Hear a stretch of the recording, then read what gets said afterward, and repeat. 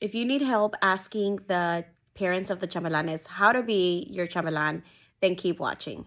I'm the Quince mom. You know the drill. Go ahead and give me a like, a follow, and don't forget to follow me also on Instagram and YouTube. So the first thing you want to do is your daughter wants to make a list of the chambelanes that she wants to ask. Then she's going to talk to them and ask them if they want to be in it, give them an idea of how much it's going to cost, and when practices will begin. From there, the chambelan should be going to their parent to talk to them. And hopefully they say yes. So when they come back to your daughter, they tell her, oh yeah, my parents said yes. Once that is done, now you want to start reaching out to the parents. So what I did is I got the phone numbers for the mom, and I called them and I introduced myself and I said, hey, this is Juvia. My daughter's having her quinceañera in August. She had asked your son if he wanted to be a chambelan. He said yes.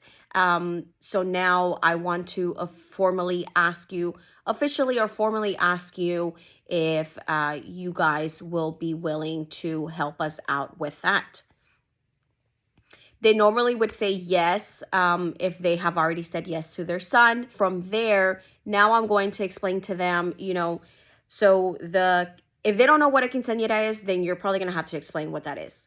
But if they're Hispanic, chances are they already know what a quinceañera is. So then you don't have to explain that.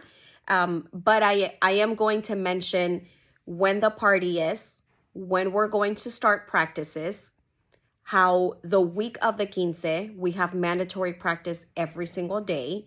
The day of the quince, how I'm going to need them from,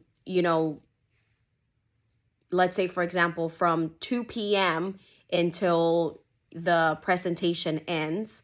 And then I'm also going to mention about how much it's going to cost for their outfits. The reason you want to talk about the money and how much it's going to cost them, this is the moment that those parents should tell you if they can afford it or not.